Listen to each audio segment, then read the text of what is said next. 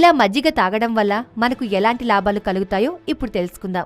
మజ్జిగలో probiotic bacteria ఉంటుంది. అందువల్ల ఉదయాన్నే పరగడుపున మజ్జిగ తాగితే జీర్ణ సమస్యలు మాయమవుతాయి.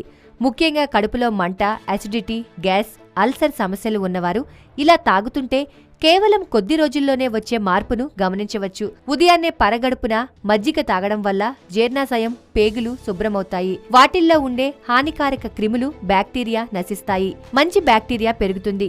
ఇది అజీర్తి, మలబద్ధకం సమస్యలను దూరం చేస్తుంది.